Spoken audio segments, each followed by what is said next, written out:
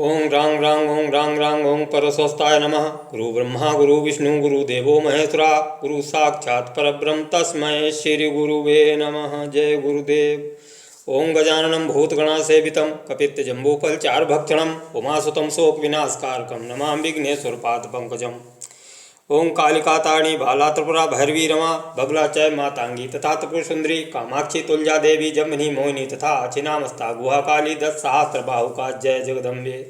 हे मेरे प्रिय साधकों और दर्शकों, भगवान परशुराम साधना चैनल में आप सभी का स्वागत है। आप बने रहिए हमारे चैनल के साथ और देखते रहिए भगवान परशुराम साधना चैनल और पाते रहिए अपनी समस्त शंकाओं और परेशानियों को दूर करने वाले प्रयोग।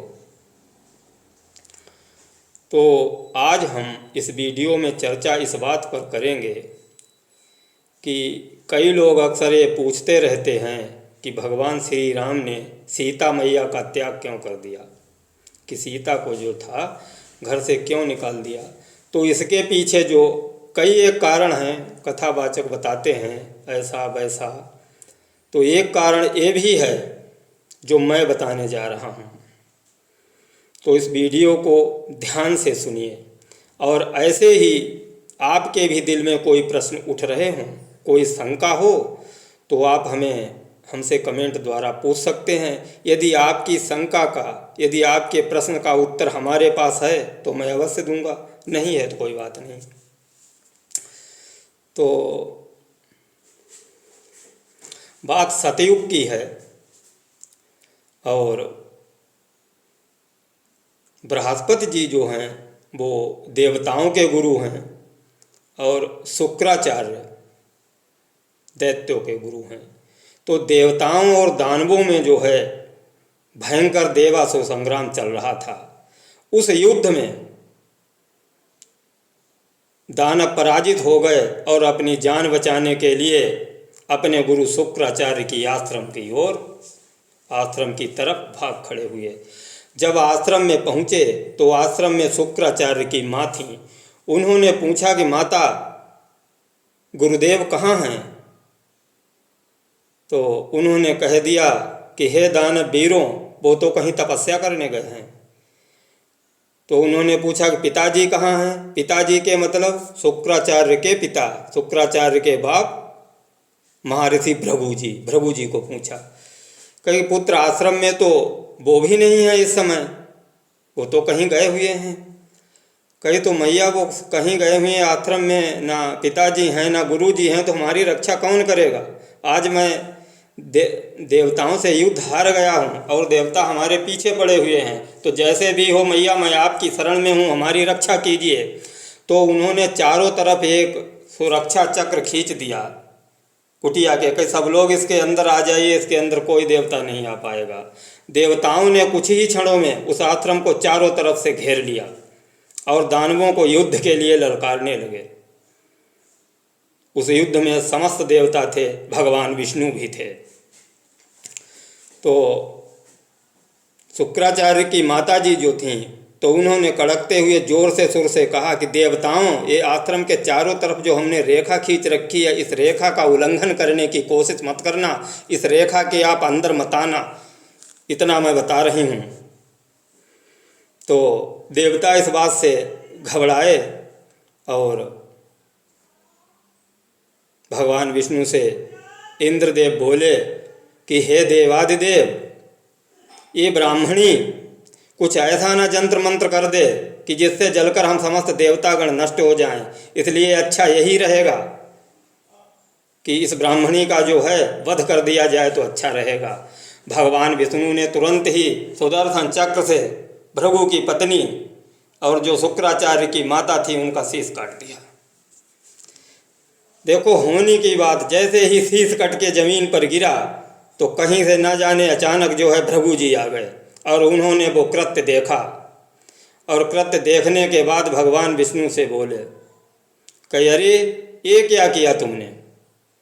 और प्रथम तो जो है वो कटा हुआ शीश उठाया और धड़ से लगाया, अपने कमंडल से थोड़ा जल लिया और किसी मंत्र से अपने पढ़ा, जो भी पढ़ा हो, और उनके मुंह में डाला। डालते ही जो है जो भृगु की पत्नी थी वो जीवित हो गई और शीश से एकदम ज्यों का त्यों चिपक गया धड़ से।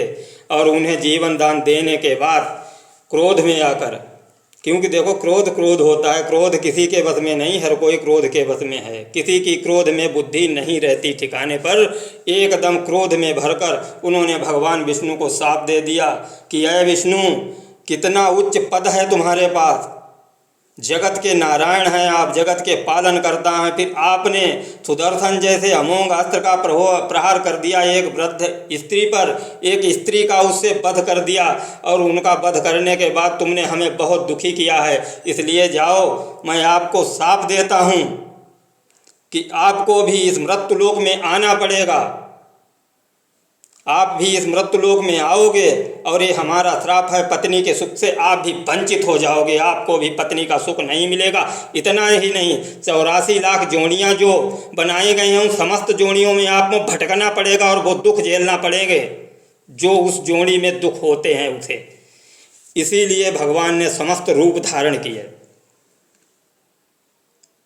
तो रामायण में भी कहा गया है, हरि अनंत हरि कथा अनंता, अनगिनित भगवान के अवतार हैं, अनगिनित उनकी कथाएं हैं, कोई गिनती नहीं लगा सकता। मनुष्य उनकी गिनती लगाना चाहे तो मनुष्य गिनती नहीं लगा सकता।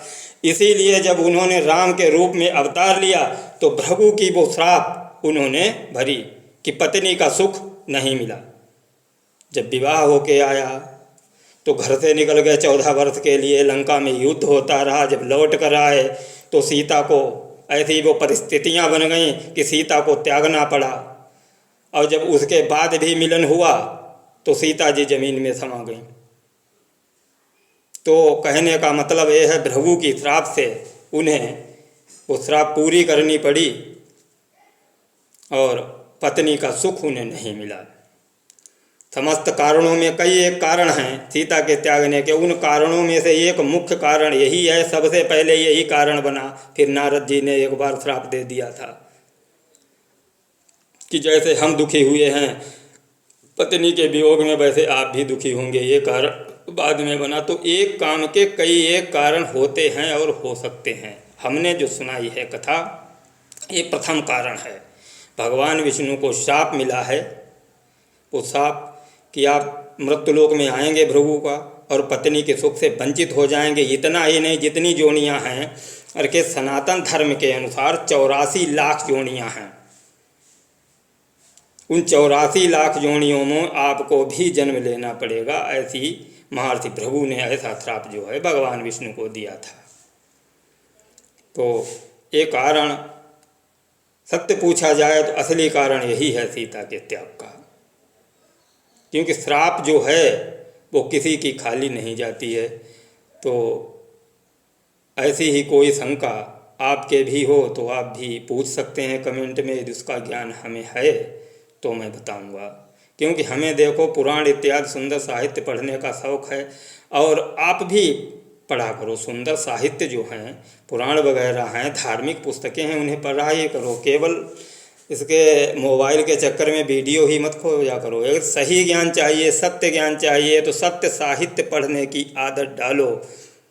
गांधी जी ने कहा था एक बार कि उस मनुष्य के पास ऐसी उसकी कोई समस्या नहीं रह जाता जिसे आदत हो सत्य साहित्य पढ़ने की, वो अपनी परेशानी का हल ना ढूंढ ले। कभी न कभी जो परेशानी आपके पास है, जो समस्या है, कभी न कभी उस समस्या का समाधान मिल जाएगा यदि आप साहित्य पढ़ने के शौकीन हैं। आदत डालें। जो परेशानी में आप जूझ रहे हैं, इससे पहले कब से संसार चला आ रहा है, ऐसी परेशानियां और लोगों को हो चुकी हैं, उन्होंने कैसे उसका हल किया वो आपको लिखा मिल जाएगा। जो रोग है उसकी दवाई कहीं न कहीं वैदिक ग्रंथ आप यदि पढ़ते हो तो उनमें वो दवाई लिखी मिल जाएगी जिससे आप जो हैं पीड़ित हैं। तो साहित्य पढ़ने का, सुंदर पुस्तकें पढ़ने का, देखो साहित्य तो लिखने के लिए, गलत भी पुस्तकें हैं बहुत जो आपको गलत रास्ते पर ले जाएंगी। कुछ लोगों को हमने देखा है आदत है गलत पुस्तकों को पढ़ने की, ऐसे पढ़ते पढ़ते मतलब बीमार हो गए, सूख के कांटा हो गए, पता नहीं तरह तरह के नावल क्या क्या पढ़ते रहे, कुछ नहीं मिला, ना यहाँ के लिए ना वहाँ के लिए, कहीं के नहीं रह गए। तो ऐसी पुस्तकों को पढ़ने का कोई लाभ नहीं है। तो इसके अलावा आपकी कोई समस्या है, कोई परेशानी है, कोई बीमारी है तो बताइए, क्योंकि हमें वैदिक से भी प्रेम है, उसके भी मैं नुस्खे जानता हूँ वो आपका बता दूंगा। किसी प्रकार की पूजा पाठ करना चाहते हो तो उसके विषय में आप हमसे कांटेक्ट करिए। यदि ऐसी कोई परेशानी है जो पूजा पाठ से दूर होने वाली है वो बताएंगे, और ऐसा जो मैंने पीछे बता चुका है ऐसी कोई संख्याएं तो पूछिए, मैं वो भी बताऊंगा।